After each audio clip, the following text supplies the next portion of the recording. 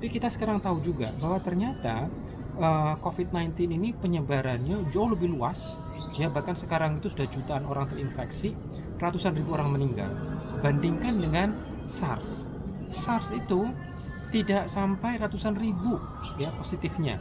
Yang meninggal itu di bawah 10.000. Berarti ada perbedaan yang sangat mencolok harusnya dari si biologi SARS-CoV-2 dibandingkan SARS-CoV, ya.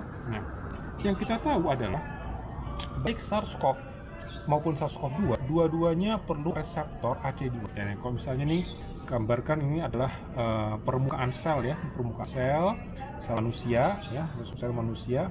Dan dia ini kalau dia punya reseptor AC2 warna merah, maka ketika virus masuk, virus bisa datang, dia tidak menempel. Nah, baik SARS-CoV maupun SARS-CoV-2 bisa menempel di sini.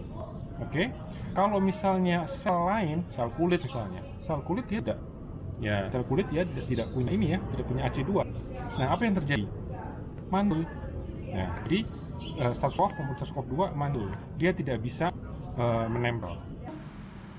Ya, jadi kita mau belajar terkait perbedaan antara coronavirus SARS-CoV, ya, dengan SARS-CoV-2. Jadi kalau SARS-CoV adalah penyebab SARS, ya, penyebab SARS, sedangkan kalau SARS-CoV-2 adalah penyebab COVID-19. Nah, kalau kita lihat sebetulnya kemiripannya banyak sekali. Jadi ini adalah protein S, protein S, ya, sama-sama punya protein S, sama-sama bisa mengenali AC2. Jadi ini adalah human AC2, angiotensin converting enzyme, dikenali oleh protein S di sini. Nah, tapi yang menarik, ada perbedaan yang sangat mendasar antara SARS-CoV dengan SARS-CoV-2. Yaitu di mana? Kalau kita lihat di protein S ini, ya, ternyata pada SARS-CoV-2 itu ada tambahan ini, tambahan sekitar 4 asam amino, ya, ada bulking di sini. Nah, pertanyaannya, untuk apa nih ada bulking di sini? Karena bulking di sini itu adalah tempat pemotongan, ya, pemotongan oleh enzim protease dari kelas furin. Nah, tambahan ini, ya, polybasic site ini ternyata juga bisa dimiliki oleh virus influenza. Kita tahu virus influenza termasuk sangat efektif dalam penyebarannya. Nah, dampaknya ini apa? Dampaknya ada di sini. Jadi, kalau kita lihat, ini adalah domain S tadi ini. Di domain S ini ternyata ketika dia tidak bertemu dengan furin, ya, dia ini dalam posisi tidur, ya, dalam posisi tidur. Nah, tapi ketika ternyata dia sudah mendekat dengan sel, di mana misalnya di sini, ya, di sini adalah posisi tidur, ya, posisi tidur. Kalau misalnya dia mendekat ke dalam sel manusia, di sini ada AC2. Nanti di sini ada namanya furin atau semacam protease di sini, ya, ada protease. Protease ini akan mengaktifkan domain dari spike dari SARS-CoV-2 sehingga dia tidur menjadi berdiri. Nah, ketika dia berdiri ini, ya, dia berdiri, dia membuat satu ikatan yang lebih kuat dengan ini. Nah, ketika dia berdiri, ini tanda tidur. Ketika dia berdiri, dia mengikat dengan sangat kuat, 10 kali lipat lebih kuat.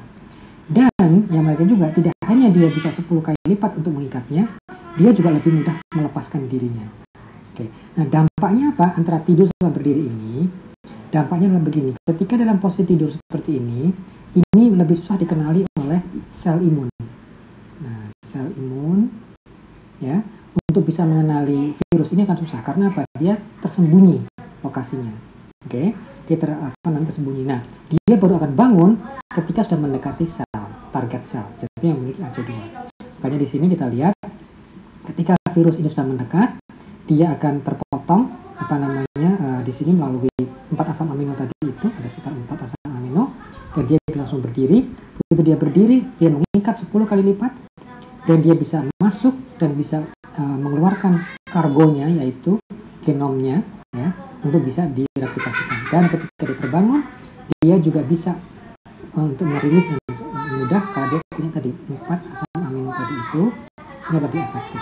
Makanya ini bisa menjelaskan, ya, kita bisa berspekulasi bahwa kenapa bahwa ini virus SARS-CoV-2 ini memang lebih sulit untuk dikenali, maka tidak heran waktu inkubasinya bisa cukup lama, dan dia juga sangat efektif untuk bisa terreproduksi karena dia ikatan dengan AC2 lebih lebih kuat, dan juga dalam proses untuk melepaskan kargo yang lebih mudah. Karena apa?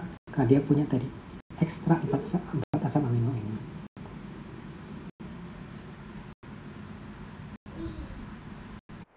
Ya, jadi kalau misalnya tadi kita bahas mengenai SARS-CoV-2 ya, jadi umumnya gambar-gambar yang ada di media seperti ini ya, bulat, dan ada tonjolan-tonjolannya gitu ya. Dan kita tahu dalam SARS-CoV-2 ini ada protein yang penting yang disandi oleh gen S ya, oleh spike. Nah, spike ini bisa digambar seperti ini. Nah, ini ada kayak semacam tonjolan seperti ini ya, tonjolan ini. Nah, umumnya coronavirus punya spike ini ya, tonjolan ini. Nah, ini penting nanti untuk pengikatan.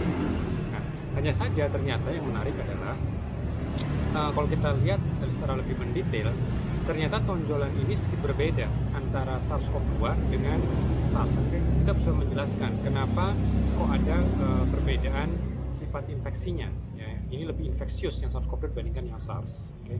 Nah, ternyata memang tonjolan ini belum nampak. Jadi dia sebetulnya kalau misalnya dia masih belum ketemu sel, dia seperti ini. Ada sebetulnya, tapi mungkin hanya warnanya saja. Jadi ada warna putih di sini. Ada warna putihnya di sini. Tapi warna putihnya ini masih nempel gini. Jadi seakan-akan tidak begitu mencolok, ya, tidak begitu mencolok. Sehingga sel imun kita tidak bisa atau sulit mengenali karena hanya putih yang leper seperti ini ya, di permukaan saja gitu.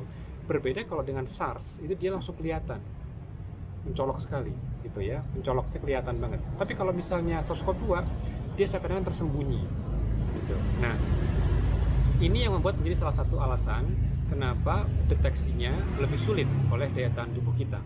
Jadi itu mungkin bisa menjelaskan juga masa inkubasinya relatif lebih lama gitu ya. Ini salah satu yang bisa kita spekulasi. Nah, yang jadi menarik adalah ketika misalnya SARS-CoV-2 ini mulai mengenali AC2, jadi ini seperti ini ya. Jadi sel inang ada AC2-nya, dia akan mulai menempel. Nah, tapi sekali lagi tonjolannya belum terlihat dengan jelas. Dia bisa mulai menempel. Nah, ketika dia menempel di sini, ternyata memang ada sekuen yang unik dari SARS-CoV-2 ya, di mana bisa dikenali oleh enzim ya, oleh enzim furin namanya ya, protease, semacam protease, sehingga ketika ini sudah mulai mendekat untuk menempel, enzim yang ada di permukaan sel ini dia akan menjadi aktif. Nah, ketika dia aktif akan memotong sebagian dari dari SARS-CoV-2. Ketika terpotong, bagian yang penting ini tadi langsung tertonjol, langsung keluar. Nah, begitu ini langsung keluar, apa yang terjadi? Dia bisa melekat dengan lebih erat dan menimbulkan reaksi disebut dengan fusi. Nah, ini kalau ini di luar sel, ini dia langsung masuk dalam sel, ya. Dan ini akhirnya apa? Juga lebih mudah dilepas. Masuk ke dalam sel dan dia bisa lepas dari dari ikatan tadi, dan begitu masuk dalam sel dia sudah bebas untuk mereplikasikan dirinya.